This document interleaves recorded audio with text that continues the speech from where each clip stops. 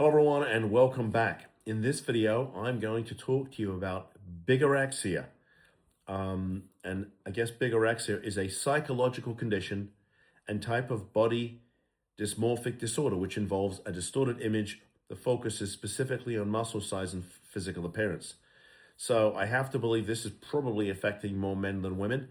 Now, in the past, I've talked about eating disorders and things of that nature and how they tend to affect women as opposed to men. But I think this one is really focused on the men, right? And it's this whole idea that, especially younger men, who look in the mirror and say, I'm not big enough, right? And they're doing all kinds of horrible things to themselves in terms of taking testosterone supplements and other kinds of steroids so that, they get bigger, right? And what tends to happen is they get to a certain stage and they're like, oh, okay, now I'm bigger, but sort of the whole concept in their mind that they're never big enough, right?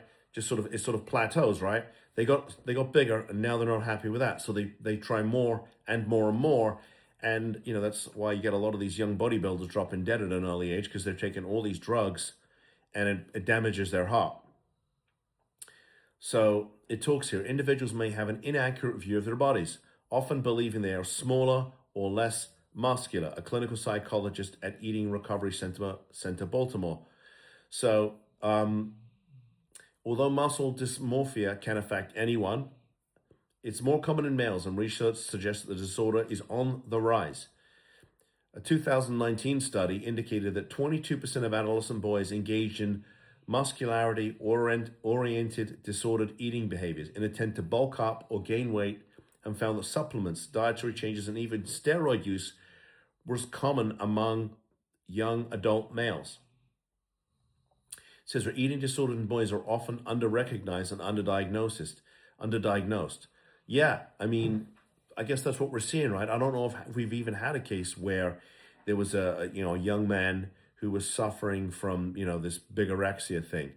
And, I don't know if parents are even aware of the fact, right? I mean, you get a young kid, 15, 16, 17, who's supplementing with testosterone, which, to be quite honest with you, is probably more appropriate for a guy like me who's in his late 50s, right?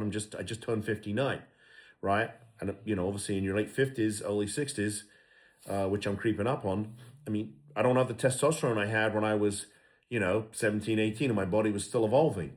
But you get a kid who starts taking some of this stuff and then some, and you can only imagine the kind of damage that it does. And it's the article, which I'll put a link to in the description, says, what's fueling this rise? It says there's many potential causes and influences, including biological, psychological, socio-cultural, that contribute to the development of this disorder. I mean, you've got, if you go on these social media channels, you see all these, quote, fitness influencers, 90% of whom don't even know what the hell they're talking about. And they have like these perfect physiques. Well, that's because they're all cheating too, right? And if young men especially are seeing this and they say, well, I want to be like that, right? Because I want to feel worthy and all that other fun stuff that we talk about when we're talking about some type of mental health issue. And this is a mental health issue, by the way. I mean, this is part of the problem, right? In any event, I'll put a link. I'm interested to hear what your comments are. Perhaps you have a young adult male in the family who maybe is looking a little bigger than maybe he should.